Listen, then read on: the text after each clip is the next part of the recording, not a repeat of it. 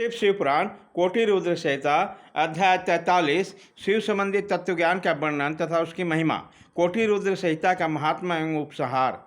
सूर्य ने कहा, ऋषियों, मैंने शिव ज्ञान जैसा सुना उसे बता रहा हूँ, तुम सब लोग सुनो। यह अत्यंत गुम्य है और परम मोक्ष स्वरूप है। ब्रह्मा, नारद, सनकादिक मुनि, व्यास तथा कपिल, इनके समाज में इन्हीं लोगों ने निश्चय करके ज्ञान का जो स्वरूप बताया है उसी को यथार्थ ज्ञान समझना चाहिए। संपूर्ण जगत शिवमय है। यह ज्ञान सदा अनुशूलन करने योग्य है।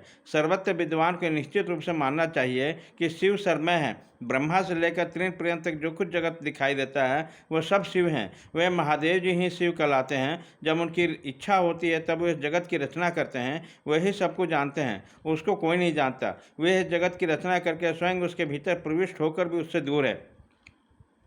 वास्तव में उसका इसलिए प्रवेश नहीं हुआ क्योंकि वो निर्लिप्त सच्चिदानंद स्वरूप है। जैसे सूर्य आदि ज्योतियों का जल में प्रतिबिंब पड़ता है, वास्तव में जल के भीतर उसका प्रवेश नहीं होता, उसी प्रकार साक्षात शिव के विषय में समझना चाहिए।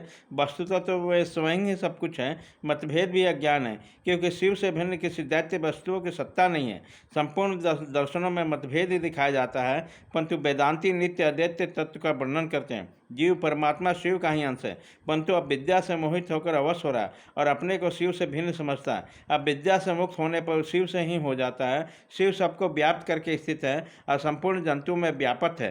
वह जड़ और चेतन सबके ईश्वर होकर स्वयं ही सबका कल्याण करते हैं। जो विद्वान पुरुष वेदांत मार्ग का आश्रय लेकर उनके साक्षात्कार के लिए साधना करता है उसे वह साक्षात्कार रूप फल अवश्य प्राप्त होता है। व्यापक अग्नि तत्व प्रत्येक काष्ठ में स्थित है, परंतु जो उस काष्ठ का मंथन करता है वह यह सिंह रूप से अग्नि को प्रकट करके देखता है। उसी तरह जो बुद्धिमान आदि भक्त अपने साधनों का अनुष्ठान करता है वह अवश्य शिव का दर्शन प्राप्त करता है। इसमें संशय नहीं है। सर्वत्र केवल शिव है, शिव है, शिव है, दूसरा कोई वस्तु नहीं है। वे शिव भ्रम में सदा नाना रूपों में भ्रसित होते हैं।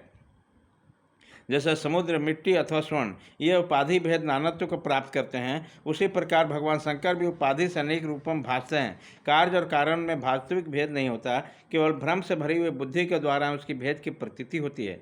भ्रम दूर होने के कारण भेद बुद्धि का नाश होता है। जब बीज से अंकुर उत्पन्न होता है तब वो नानत्व को प्रकट करता है, फिर अंत में वह बीज रूप में ही स्थित हो जाता है और अंकुर नष्ट हो जाता है। ज्ञानी बीज रूप में ही स्थित है और नाना प्रकार का विकार अंकुर रूप में है। उन विकार स्वरूप अंकुर की निवृत्ति हो जाने पर पुरुष फिर ज्ञानी रूप में स्थित होता है। इसमें अन्यथा विचार नहीं करना चाहिए।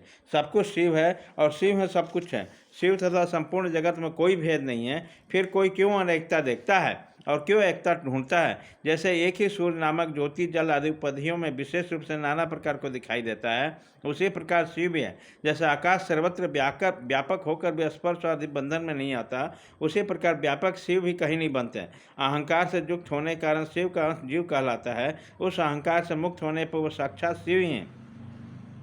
कर्म के भोग में लिप्त होने के कारण जीव तुच्छ है और निर्लिप्त होने के कारण शिव महान है। जैसे ही स्वर्ण आदि चांदी की इच्छा मिल जाने से कम कीमत हो जाता है, उसी प्रकार अहंकार युक्त जीव अपना महत्व खो बैठता है। जैसे क्षार आदि से युक्त किया हुआ स्वर्ण आदि पूर्वक बहुमूल्य हो जाता है, उसी प्रकार संस्कार विशेष से शुद्ध होकर जीव भी शुद्ध हो जाता है। पहले सदगुरु को पाकर भक्ति भाव से युक्त होकर शिव बुद्धि से उसका पूजन और स्मरण आदि करें।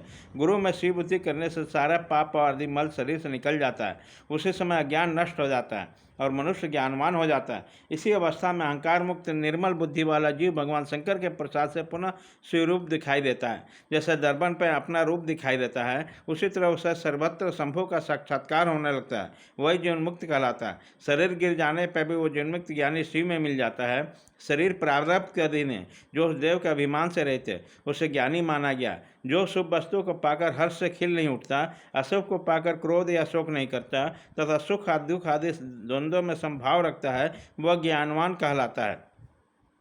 आत्मचिंतन से तथा तत्वों के विवेक से ऐसा प्रयत्न करें कि शरीर से अपनी पृथकता का बोध हो जाए। मुक्ति की इच्छा रखने वाला पुरुष शरीर और उसके अभिमान को त्याग कर अहंकार शून्य मुक्ति होकर सदाशिव में विलीन हो जाता है। आत्मचिंतन एवं भगवान शिव की भक्ति ये ज्ञान के मूल कारण है। भक्ति से साधक विषय प्रेम की उपलब्धि बताई गई है।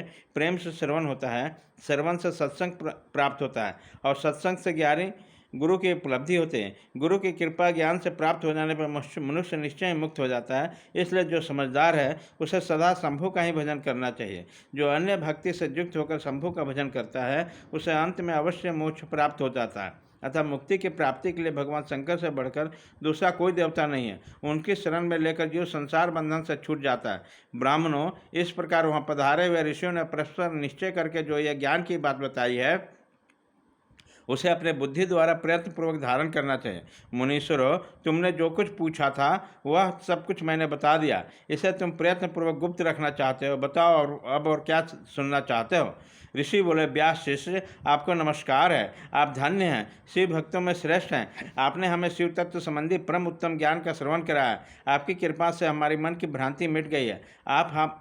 हम आपसे मोक्षदायक शिव तत्व का ज्ञान पाकर बहुत संतुष्ट हुए हैं।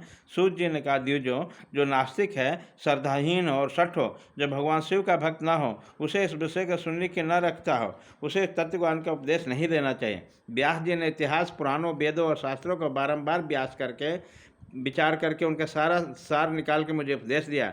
इसके एक बार श्रवण करने से सारे पाप भस्म हो जाते हैं। अभक्त को भक्ति प्राप्त होती है और भक्त की भक्ति बढ़ती है। दोबारा सुनने से उत्तम भक्ति प्राप्त होती है। दोबारा सुनने से मोक्ष प्राप्त होता है। अतः भोग और मोक्ष की रूप फल की इच्छा रखने वाले लोगों को इसका बारंबार श्रवण करना चाहिए। उत्तम फल को पाने के लिए उद्देश्य से स्फुरन की 5 आवृत्तियाँ करनी चाहिए। ऐसा करने पर मनुष्य उसे अवश्य पाता है, इसमें संदेह नहीं है, क्योंकि यह व्यास जी का वचन है। जिसने इस उत्तम पुराण को सुना है उसे कुछ भी दुर्लभ नहीं है। यह शिव भगवान शंकर को अत्यंत प्रिय है। यह शिव विज्ञान भगवान शंकर को अत्यंत प्रिय है। यह भोग और मोक्ष देने वाला तथा शिव भक्ति को बढ़ाने वाला। इस प्रकार मैंने शिव पुराण की चौथी आनंददायक तथा परम पुण्यमय संहिता कही है, जो कोटि रुद्र संहिता के नाम से विख्यात है। जो पुरुष एकाग्रचित्त होकर भक्ति भाव से इस संहिता को सुनेगा या सुनाएगा, वह समस्त भोगों का उपभोग करके अंत में परम गति को प्राप्त कर लेगा। अध्याय 43 कोटि रुद्र संहिता संपूर्ण।